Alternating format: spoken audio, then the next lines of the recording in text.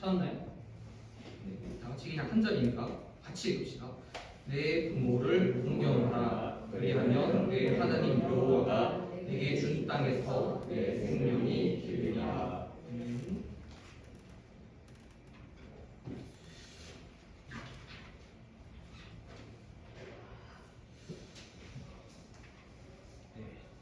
저희가 지금 이제 십계명을 계속 하고 있죠. 이 십계명은 1계명부터 크게 이제 두 파트로 나눌 수 있는데 1계명부터 4계명까지 그리고 5계명부터 10계명까지 두 파트로 나눌 수가 있어요. 1계명부터 4계명은 하나님과 우리와의 관계를 주로 다루는 계명들이고요. 5계명부터 10계명은 이제 사람과 사람 간의 그런 관계를 다루고 있습니다. 그래서 오늘이 이제 사람과 사람 사이의 계명은 마지막 계명이고 다음 주에 제가 조금 고민인 게 한 주 이제 이 첫 번째 파트가 끝났으니까 10계명을 한 주 쉬어가고 좀 단편 설교를 뭐 예를 들면 뭐 용서나 이런 걸 하나 정해서 할까? 아니면 그냥 10계명을 이어서 할까? 살짝 고민 중에 있는데 그거는 제가 한번 조금 더 생각해 보겠습니다. 어쨌든 오늘이 이제 사람과 사람 간의 관계에 대한 마지막 말씀입니다. 오늘 말씀은 부모를 공경하라라는 말씀입니다. 이 말씀도 우리가 이때까지 여러 계명들과 마찬가지로 1차적으로는 우리 육신의 부모님도 포함하지만 조금 더 넓은 개념이 있습니다. 고대 시대에는 왕이나 선지자들이나 제사장들도 다 아버지라고 불렀거든요. 이런 여러 우리의 뭐 스승 이런 사람. 그래서 이게 물론 1차적으로는 육신의 부모님도 나타내지만 조금 더 큰 넓은 개념으로 보면 우리 사회의 이제 모든 권위들, 그러니까 학교나 학원이나 이런 뭐 선생님들이 있잖아요. 그리고 혹은 뭐 교회의 목사님이나 전도사님 그리고 교사 선생님들 이렇게 여러 권위들을 모두 포함합니다. 지금 이 정도 소리 괜찮죠? 크기? 네, 모두 포함합니다. 그래서 일단 성경 한 구절 한번 보겠습니다. 로마서 13장 1절에서 2절 한번 보도록 하겠습니다. 띄워졌죠? 이 말씀을 보면 이제 각 사람의 위에 있는 권세들에게 복종하라. 권세는 하나님으로부터 나지 않음이 없나니 모든 권세는 다 하나님께서 정하신 바라. 그러므로 권세를 거스르는 자는 하나님의 명을 거스름이니 거스르는 자는 심판을 자처해. 이렇게 나와 있습니다. 성경의 일관된 가르침은 우리의 이제 좁게 보면 교회의 담임 목사님이나 전도사님, 교사 선생님들, 좀 더 크게 보면 우리 학교나 학원의 선생님들 그리고 부모님 모든 권위들을 지칭하는 이제 계명들인데요. 이제 오늘 그러니까 사실 제목은 부모를 공경하라고 하지만 조금 더 저는 큰 틀을 위주로 볼 거예요. 그러니까 우리 일상에서 모든 권위들, 우리 위에 있는 사람들을 우리는 어떻게 대해야 할 것인가, 그것이 오히려 더 초점을 맞춰서 설교를 해보려고 합니다. 저는 예전에 그런 고민들이 있었어요. 저도 분명히 이 말씀들을 어릴 때부터 들었겠죠. 근데 우리가 모든 권위를 인정하면 사실 안 되잖아요. 왜냐하면 분명히 우리 위에 사람들 중에도 나쁜 사람들이 있습니다. 우리가 만약에 분별력 없이 그대로 모든 권위를 인정하고 받아들인다면 우리는 잘못하면 가스라이팅을 당할 수도 있고요. 이거는 뭐 학교든 혹은 가정에서는 다 마찬가지입니다. 모든 부모님들이 다 조금 안타깝지만 모두 좋은 부모님들은 아니잖아요. 학교 선생님도 마찬가지고 심지어 교회에서도 조금 이렇게 뉴스 보면 안 좋은 걸로 나오시는 분들도 있고 목사님들조차도 솔직히 모든 목회자가 다 좋다고 말할 수는 없잖아요. 그래서 우리는 어떻게 분명히 성경에서는 모든 권위들은 다 우리는 순종하기로 말하고 있지만 그럼에도 불구하고 우리는 어떻게 그걸 분별할 수 있냐? 성경도 그저 아무것도 분별하지 말고 순종하라고 말하지 버리지는 않아요. 그래서 그것에 대해서 한번 살펴보도록 하겠습니다. 그래서 항상 저희가 최근에 설교했듯이 세 가지 제가 어떤 내용을 설교할 건지 말씀드리고 설교를 하도록 할게요. 첫 번째는 우리가 그럼에도 권위를 인정해야 되는 이유. 두 번째는 어떻게 우리가 누구의 권위를 인정하고 누구의 권위를 인정하면 안 되는지, 이게 두 번째 내용이고요. 세 번째는 이 내용을 교회에 한번 적용해 보도록 하겠습니다. 우선 첫 번째는 우리가 권위를 인정해야 되는 이유입니다. 제가 이제 맨 처음에 십계명에 대해서 설교를 할 때 이런 말씀을 드렸죠. 하나님께서는 우리를 사랑하셔서 계명을 주셨다. 왜냐하면 우리의 지식과 하나님의 지식의 격차는 어마어마하게 큽니다. 그래서 우리는 때로 우리의 지식과 경험으로는 옳고 그름을 완벽히 분별할 수 있는 힘은 없어요. 그래서 하나님께서는 그것을 다 이해할 수 없는 제한된 인간에게 이렇게 살아야 하나님 안에서 가장 선한 삶, 가장 즐거운 삶을 살 수 있다고 계명들을 주셨죠. 자, 그런데 생각해 봅시다. 이 모든 이런 것들은 하나님과 사람과의 관계에서만 적용되는 게 아니에요. 사람과 사람 간의 사이에서도 지식과 경험의 격차가 꽤 많이 납니다. 예를 한번 들어볼게요. 저희가 어제 이제 찬양단 매주 토요일에 모여요. 그래서 이제 찬양단 연습을 하고 이제 밥도 매주 먹거든요. 이렇게 같이 먹고 싶으면 찬양단 들어오면 돼요. 어쨌든 네, 매주 밥을 같이 먹는데 이제 밥을 먹으러 저희가 한소 도시락을 이렇게 향해 가고 있었어요. 가고 있다가 그 수학 학원들이 하나하나 나오면서 이제 애들이 저한테 어느 수학 학원이 3대장이 있다고 이렇게 알려줬거든요. 이렇게 깊은 생각 그리고 강남대성 맞지? 깊은 생각 강남대성 그리고 하나 뭐였지? 준서야? 뭐였지? 어쨌든 네, 이렇게 수학학원 여기서 이게 짱이다 뭐 이런 식으로 알려줬어요. 자 근데 생각을 해봅시다. 거기 있는 선생님들은 대단하신 분이죠. 그리고 아마 수학에 있어서 여러분들보다 훨씬 더 뛰어날 거예요. 한마디로 수학이라는 과목에서는 최소한 여러분들보다 훨씬 더 권위가 있고 아마 뛰어날 겁니다. 근데 이제 이렇게 한번 예를 들어볼게요. 여러분들 이제 학원을 갔어요. 근데 이제 선생님께서 여러분들한테 이런 오더를 내렸다고 합시다. 수학 성적이 오르려면 단순히 문제만 많이 풀어서는 안 되고 깊게 생각하는 시간이 필요해. 그리고 바로 답지를 보지 말고 좀 오래 고민하고 몇 번이나 고민해도 안 되면 답지를 봐도 된다. 뭐 이런 식으로 한번 얘기를 들었다고 해봅시다.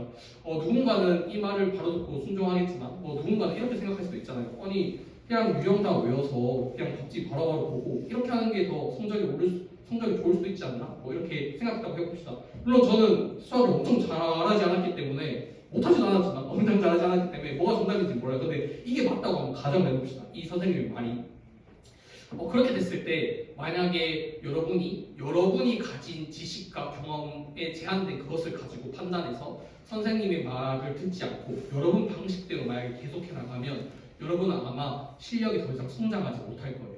분명히 여러분의 입장에서는 이해가 안 되겠지만 그 훨씬 더 뛰어난 실력을 가지고 지식적으로 그리고 경험적으로 많은 이제 그런 노하우가 있는 선생님 입장에서는 여러분들이 보지 못하는 영역을 분명히 보는 부분이 있을 거예요. 분명히 수학을 예로 들었었고 그리고 요리도 한번 예로 들어봅시다. 여러분 제가 저번에 말한 드라마는 아무도 못 봤지만 타이는 중에 아무도 본 사람 없다 했잖아요. 근데 흑백요리사는 다들 아시죠? 흑백요리사 안 본 사람 없겠지 여기. 네, 흑백요리사 한번 예를 들어봅시다. 여러분이 이제 요리를 배운다고 해봅시다. 한번 요리를 배우는데 여러분이 정말 말도 안 되게 좋은 기회를 얻어서 안성재에게 요리를 배울 기회를 얻었다고 한번 해봅시다. 그래서 이제 여러분들이 요리를 만들어요. 요리를 이렇게 만들었는데 안성재가 이렇게 와서 하는 거예요. 쓸데없는 게 너무 많이 들어가 있다. 그리고 좀 이분하지 못하다.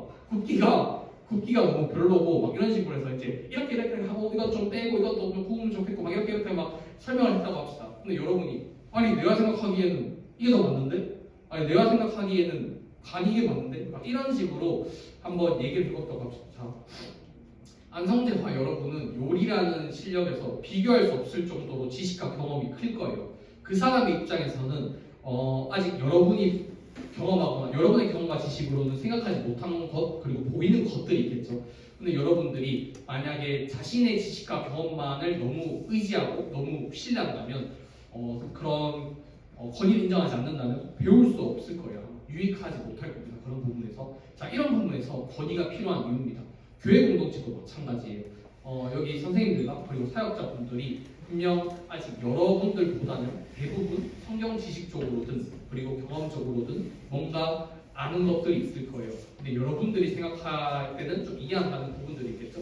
그랬을 때 만약에 그러한 이유만으로 불순종한다면 여러분들은 권위자로부터 얻을 수 있는 유익을 얻지 못해요. 우리가 만약에 권위를 입장하게 되면 어떤 유익이 있냐면 우리가 어떤 권위자만큼의 지식과 경험이 없음에도 불구하고 그 경험과 지식이 있을 때 했을 선택을 할 수가 있어요. 그래서 물론 모든 권위자의 말을 무조건 들어야 한다는 건 아니지만 교회든 학교든 그런 권위자들의 말을 들었을 때 꽤나 우리의 삶 가운데 유익한 경우가 있다는 말씀입니다. 이게 첫 번째 권위를 우리가 인정해야 되는 이유입니다. 자 그러면 두 번째로 넘어가볼게요. 그럼에도 불구하고 권위자가 다 좋은 사람들이 아니잖아요. 우리가 만일 단순히 우리 위에 있다는 이유만으로 모든 선생님, 모든 어떤 권위자들의 말을 들으면 우리는 어떻게 보면 이용당할 수도 있고 가스라이팅 당할 수도 있어요. 그래서 이것을 한번 분별하는 법을 이렇게 말씀드리려고 합니다. 우선 마태복음 7장, 친구들은 18장을 띄워줄까요? 네. 여기 보면 제가 저기 TV가 없어서 조금 불편한데 네, 거짓 선지자들에 대한 내용이 나오죠. 거짓 선지자들에 대한 내용이 나오고 마이크 써요.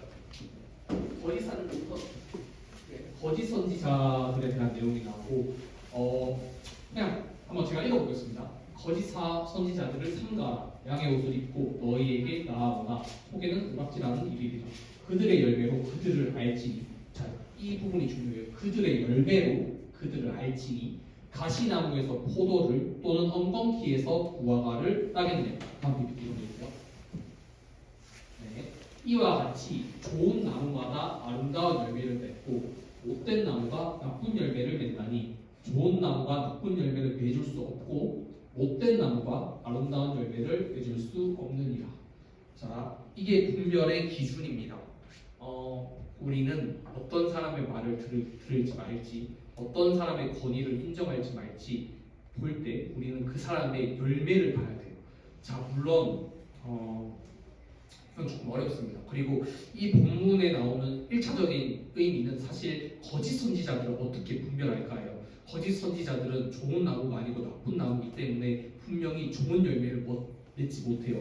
반대로 선지자들 중에 정말 하나님의 부르심을 받고 말씀을 정말 받은 자가 선지자처럼 이렇게 활동을 한다면 거기서는 좋은 나무이기 때문에 좋은 열매를 맺어요. 1차적으로는 이 본문의 의미는 그러한 의미입니다. 선지자들을 가리는 의미예요. 그러나 이것을 조금 더 확대해 볼 수 있을 것 같아요. 우리는 우리의 삶 가운데 좋은 열매를 맺는 사람들을 봐요. 제가 예를 한번 들어볼게요. 여러분들 학교 선생님들 있죠? 학교 선생님들 있는데 솔직히 말해서 제 경험상은 학교 선생님들 중에 모든 학교 선생님 다 좋은 선생님은 아니었던 것 같아요. 요즘 모르겠어요. 요즘 모르겠는데 제 당시에는 학교 선생님이 일단 학생을 때리는 것도 가능했거든요. 실제로 제가 고등학생 때도 저도 맞은 적이 있고 친구가 선생님한테 멱살을 잡힌다거나 따기를 받는다거나 이런 것들이 있었어요.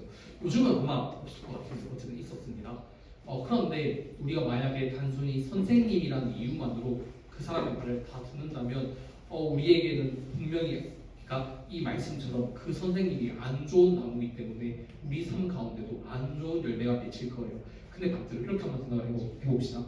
선생님께서 정말 만약에 여러분들 사랑하고 정말 솔직히 여러분들 다 알잖아요. 어떤 선생님이 날 좋아하고 어떤 선생님이 날 싫어하는지 대충 알잖아요. 그리고 저 선생님을 정말 학생을 위하는 선생님인지 혹은 저 선생님 그냥 돈 벌러 왔고 그냥 시간 때우러 왔고 그리고 학생들한테 때로 자신의 기분이 나쁘다는 이유만으로 학생들한테 감정풀이를 하는 이런 선생님들 솔직히 있잖아요. 그것을 여러분들 아마 분별할 수 있을 거예요. 권위에 대한 부분도 마찬가지입니다. 우리가 무조건 위의 사람이라고 말을 들으면 안 돼요. 그리고 성경조차도 이렇게 공경하라, 부모를 공경하라 해서 공경하라는 의미를 히브리어 원어로 보면 이게 한글로 공경하라라고 번역됐는데 이게 카베드라는 단어거든요. 근데 이게 어떤 거냐면 무기를 주라는 의미예요. 그러니까 무조건 들으라는 말이 아니라 어떠한 우리 위의 권위자가 우리에게 어떠한 조언을 했을 때 어떠한 말을 했을 때 그것을 가벼이 여기지 말고 무겁게 생각하라는 의미예요. 한 번쯤 내 생각과 다르다고 해도 그것을 깊이 생각해보라는 의미입니다. 그러니까 우리는 아까 말씀드린 이 분별의 기준과 이런 것들을 종합해 봤을 때 우선 첫 번째는 이 사람의 말을 들을지 말을지를 정할 때 그 사람이 맺는 열매를 보세요. 예를 들어서 선생님들이 정말 여러분들을 사랑하고 그렇다면 그 학교의 반은 조금씩 아마 화목해질 거예요. 물론 선생님이 정말 좋다고 해도 반에 문제가 많을 수가 있어요. 애들이 조금 불량아가 있든 하지만 조금씩 그 반은 조금씩 선생님으로 인해서 그래도 조금씩 좋은 방향으로 변해갈 건데 만약에 더글로리 드라마 보셨죠? 더글로리가 뭐라? 더글로리 알죠? 더글로리 보면 그 선생님 한 명 나와서 운동은 따기를 막 계속 때리고 그 학교 폭력 당한 그 자녀가 그 좀 부잣집이란 이유만으로 이렇게 커버 쳐주고 이러잖아요. 그런 분들의 말을 단순히 선생님이라는 이유만으로 그저 따르고 한다면 여러분한테 별로 좋지 않을 거예요. 이게 바로 권위를 분별할 수 있는 그런 기준입니다. 권위를 분별할 수 있는 기준입니다. 자, 그러면 학교 말고 하나만 더 들어볼게요. 일단 오늘 말씀이 부모를 공경하라죠. 물론 넓은 의미에서 설명을 드렸지만 부모님에 대해서도 한번 얘기를 해볼게요. 안타깝지만 모든 부모님이 다 좋은 부모님은 아닌 것 같아요. 그리고 일단 저를 생각해봤을 때 저희 부모님은 좋은 부모님이라고 저는 생각합니다. 좋은 부모님이라고 생각하지만 지금 돌아봤을 때 부모님의 말 중에 듣지 않았어야 더 인생이 더 잘 되지 않았을까라는 말들도 분명히 있어요. 분명히 있고 왜냐하면 부모님조차도 한 사람의 죄인이잖아요. 그러니까 기독교 교리에 따르면 모든 사람은 죄인입니다. 그거는 설령 여러분들의 부모님이 뭐 나쁜 사람이 아니라고 정말 여러분들을 위해서 하는 말이라고 해도 부모님께서는 전지전능하지 않기 때문에 그리고 조금 부모님조차도 죄인이기 때문에 잘못된 명령들을 할 수가 있어요. 그래서 저는 사실 조금 원망도 많이 했었고 부모님한테 그리고 지금도 가끔은 조금 안 좋은 소리를 할 때가 있는 것 같아요. 근데 잠시 주제와 거리가 잠깐 했는데 이 부모를 공경하는 1차적인 것을 잠시 설명하고 잠시 다시 넘어가면 좋을 것 같아요. 분명히 여기서 누군가는 되게 좋은 부모님을 만났겠죠. 그런데 누군가는 아닐 수도 있어요. 그리고 혹은 설령 좋은 부모님이라고 해도 그 부모님도 죄인이기 때문에 그리고 지식과 경험에 어떤 제한이 있기 때문에 잘못된 오더를 내릴 수도 있어요. 그래서 우리는 근데 여러분들을 제가 아직 잘 몰라서 어느 정도인지 모르겠지만 저는 공경을 잘 못했던 것 같아요. 일단 공경을 잘 못했던 것 같아요. 서운한 것도 많았고 근데 이게 사역자로서 조금 안 좋은 점이 있다면 안 좋은 점이 아니지 좋은 점이라고 해야 되나? 그러니까 어쩔 수 없이 말씀을 보게 되잖아요. 그러니까 내가 만약에 일반 평신도면 부모를 공경하라는 말이 싫으면 그냥 안 보면 되잖아요. 근데 이게 제가 설교를 준비해야 되다 보니 부모를 공경하라는 말씀 어쩔 수 없이 보게 되고 준비하게 되고 이것이 어떤 의미인지 원어로는 어떤 의미인지 그걸 봐야 되잖아요. 혹시 뭐 잘 공경하는 사람들 있다면 계속 공경하면 될 것 같은데 제가 묵상하는 가운데 이런 마음이 들었어요. 어쩌면 우리는 부모님한테 하나님만이 하실 수 있는 걸 원하지 않나. 그러니까 내가 부모님께 소원한 이유는 부모님이 나의 이러이러한 점을 몰라줘서 근데 어떻게 사람이 지금 생각해보면 어떻게 사람이 그걸 다 알 수 있지? 우리의 모든 것을 아시는 분은 하나님밖에 없잖아요. 그죠? 어떻게 보면 나는 하나님한테만 바랄 수 있는 전지전능을 부모님한테 요구하지 않았나? 부모님께서는 전지전능하지 못한데 모든 걸 부모님이 다 나의 모든 거 상처나 이런 걸 다 이해해줬으면 좋겠어. 이거는 부모님께 전지를 요구하죠. 그리고 내가 원하는 거 왜 이렇게 다 못해주지? 이 정도는 해줄 수 있지 않나?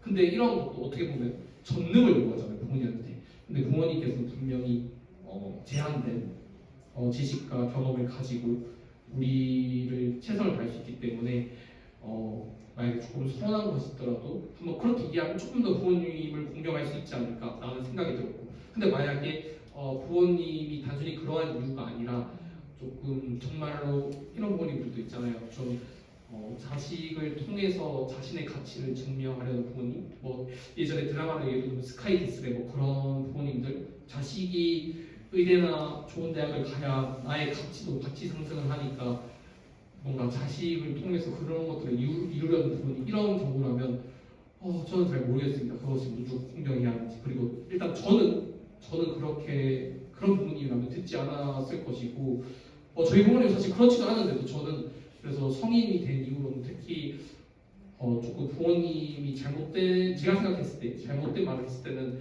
많이 듣지 못했던 것 같아요. 어쨌든 사실 제가 건의를 포커스로 설교를 잡았기 때문에 그럼에도 부모를 공경하라는 이 1차적인 메시지도 전해야 하는 만약에 사실 여기서 설교 말씀을 시작할 때까지 고민을 했는데 이렇게 설교를 진행하는 와중에 잠시 나누면 좋을 것 같아서 이렇게 잠시 조금 건의에서 벗어난 얘기를 했습니다. 어쨌든 조금 부모님이 하나님만큼 전지전능하지 못하다. 그분의 입장에서는 우리가 서운할 수도 있지만 어쨌든 최선을 다하고 있을 수도 있다는 것을 알면 조금 더 부모님을 잘 공경할 수 있지 않을까 이런 생각을 한번 해봤습니다. 그럼 다시 이제 건의로 넘어올게요.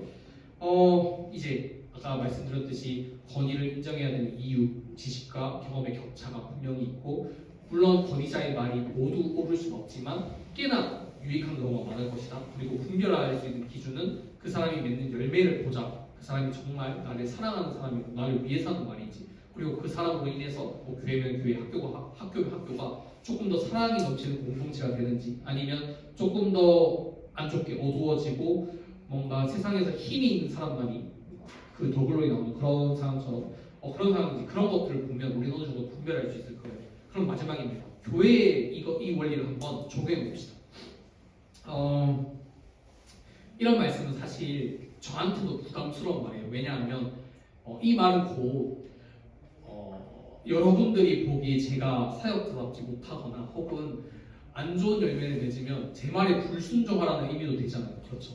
사실 제가 경험했을 때 모태신앙으로서 저는 여러 교회를 다녔었거든요. 많은 목사님들이 꽤나 권위적이에요. 그러니까 저는 이제 권위가 있는 목사님과 권위적인 목사님은 다르다고 생각합니다.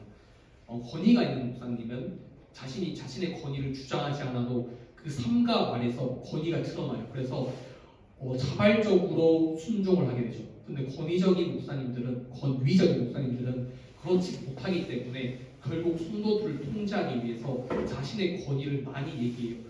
성경에 보면 모든 권위는 하나님으로 나오지 않아요. 그렇기 때문에 나는 목회자고 너희는 성도이기 때문에 무조건 내 말에 순종해야 된다. 순종하지 아니하면 잘못된 것이다. 이렇게 가르치는 목사님들이 제 경험에서 정말 많았습니다. 그런데 이건 분명히 잘못된 거예요. 성경에서도 그렇게 말하지 않습니다. 아까 이렇게 읽었던 말씀을 보면 우리에게도 성도들에게도 선지자와 거짓 선지자들을 분별하라고 말씀을 하시죠. 그 말은 우리가 물론 세워진 목회자들과 선생님들에게 정말 나쁜 게 아니라면 순종하는 게 좋겠지만, 만약에 그 사람이 계속 나쁜 열매를 맺고 그 사람으로 인해서 교회가 분열되고 안 좋은 열매가 맺으면 우리는 그 권위에 저항할 줄 알아야 돼요.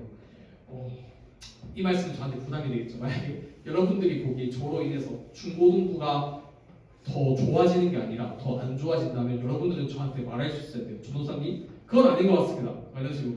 전도사님 지금 잘못하고 계십니다. 이런 식으로 말을 할 수 있어야 돼요. 그렇게 됐을 때 저도 한 사람의 인간이잖아요. 인간이고 저도 죄인이고 죄성이 있기 때문에 정말 그러지 않으려고 정말 저도 노력하고 있는데도 가끔은 이게 제 마음대로 다 이끌어가고 싶을 때가 있어요. 이끌어가고 싶을 때가 있는데 매 순간 그런 마음이 들다가도 말씀을 보고 기도하는 가운데 그러지 않으려고 되게 많이 노력을 합니다. 그래서 제가 의도적으로 그런 말들을 하거든요. 설교할 때 여러분들한테 물론 가끔 무의식적으로 나왔을 수도 있지만 의도적으로 이렇게 말을 하거든요. 여러분 이렇게 해야 됩니다가 아니라 이렇게 하기를 권합니다. 이렇게 하는 게 좋습니다. 이런 식으로 말을 하려고 하는 게 단순히 제 말투가 아니라 최대한 뭔가 강제성을 부여하지 않고 자유롭게, 그리고 자율성 안에서 조금씩 저를 따라오길 원해요. 그래서 그렇게 많이 말하려고 노력을 하고 뭐 이렇게 찬양단을 이끌고 임원단도 이제 이렇게 같이 하잖아요. 최대한 여러분들의 말을 많이 수용하려고 합니다. 뭐 연습 시간을 정할 때부터 해서 뭐 나중에 수련회 장소도 여러분들이 만약에 가고 싶은 곳이 있다고 그러면 그냥 거기 갈 의향이 있습니다. 뭐 굳이 임원이 아니더라도 저한테 말씀해 주시면 이번에 선생님 여기 수련회 장소로 갔으면 좋겠어요 라고 하면 저는 정말 그게 여건이 된다면 너무 멀어서 못 가는 게 아니라면 그것을 다 수용할 의지가 있습니다. 그래서 저는 조금 우리 공동체가 같이 갔으면 좋겠어요. 저 혼자 이끌어가는 게 아니라 이제 오늘 보면 PPT도 매우 발전했죠. 이게 준서가 엄청난 수고로 이렇게 또 PPT를 만들어줬습니다. 이제 저의 짐을 덜어주기도 하고 정말 고맙고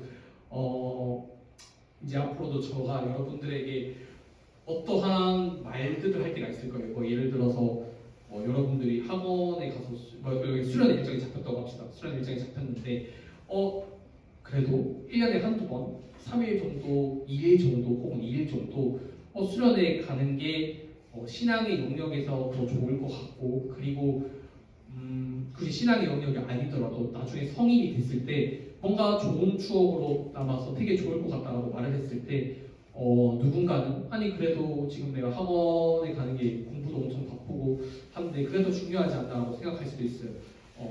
제가 아까 말했듯이 저는 여기서 다시 말할게요. 절대 여러분들이 싫다는데 강제를 시키지 않을 건데 이 말씀처럼 무조건 듣진 않더라도 여러분들이 봤을 때 제가 그래도 뭔가 열심히 하고 중고등부를 위해서 뭔가 하고 있고 중고등부가 조금씩 발전하는 느낌이 든다면 한번 이 카베드라는 그 단어처럼 무겁게 생각을 해봤으면 좋겠어요. 그러니까 내 생각과 조금 다르더라도 한번 깊게 생각을 해봤으면 좋겠어요. 이게 오늘 말씀의 권위에 대한 총체적인 의미입니다. 그걸 교회에 대해 적용해봤고요. 그래서 다시 한번 정리를 해볼게요. 첫 번째는 우리의 지식과 경험이 제한적이다. 그리고 권위자들은 많은 경우에 우리보다 지식과 경험이 뛰어난 경우가 많아요. 그래서 우리는 그것을 들었을 때 꽤나 유익할 수 있습니다. 그러나 두 번째, 그럼에도 불구하고 권위자들 중에서도 나쁜 사람들이 있기 때문에 우리는 그 사람이 학교면 학교, 교회면 교회에서 어떤 열매를 맺는지를 봐야 돼요. 어떤 열매를 맺는지를 봐야 돼요. 만약에 나쁜 열매를 맺으면 그 권위에 저항할 수 있어야 됩니다. 무조건 따르면 안 돼요. 근데 만약에 좋은 열매를 맺는다면 설령 우리의 생각과 다른 말을 그 권위자가 말을 하더라도 어떻게 보면 나의 지식과 경험에서는 보지 못하는 걸 볼 수 있어요. 그래서 한번 그 사람이 열매를 봤을 때 좋은 열매를 맺고 있다면 우리는 우리의 생각과 달라도 그 의견을 한번 따라볼 필요가 있어요. 매우 유익한 경우가 많을 겁니다. 그 예시로 교회 수련회에 대한 얘기를 들었고 나중에 또 제가 듣기로는 이 우리 교회가 수련회를 전체로만 했다고 들었는데 저는 제 신앙의 여정 가운데 수련회 캠프도 정말 많이 갔었거든요. 이제 여러 교회가 모여서 한 3일을 같이 찬양하고 기도하고 말씀을 듣는 캠프들이에요. 제 경험상 캠프들이 중에 조금 물론 신학적으로 그리고 색깔적으로 조금 지금 생각하기에는 안 좋았던 캠프들도 많았던 것 같아요. 안 좋았던 캠프들도 많았던 것 같은데 제가 그래도 청소년 시기에 전부 캠프랑 캠프 다 가보고 거기 청소년 사역자 강사를 누구 오는지 다 해거든요. 그래서 정말 분별하고 그리고 담임 목사님과 상의를 같이 하고 여러 교사선생님들하고 당연히 상의를 하겠죠. 그렇게 해서 아마 물론 안 될 수도 있지만 여건이 된다면 한번 가고 싶어요. 그건 나중에 얘기하고 나중에 다시 얘기해 볼게요. 그런 사람들 그 외에도 교회에 뭔가 찬양단이나 이런 부분들에 있어서 조금 한번 같이 하면 더 좋지 않을까라는 말을 할 때가 있을 거예요. 그랬을 때 물론 제 말이라고 무조건 듣는 건 당연히 아니지만 한번 어떻게 보면 그렇게 하는 게 내 삶에 더 유익하지 않을까 이렇게 한번 생각해 보시면 조금 더 유익한 열매를 맺을 수도 있지 않을까 이렇게 한번 정리를 해보게 될 것 같습니다. 네, 오늘 말씀은 여기까지고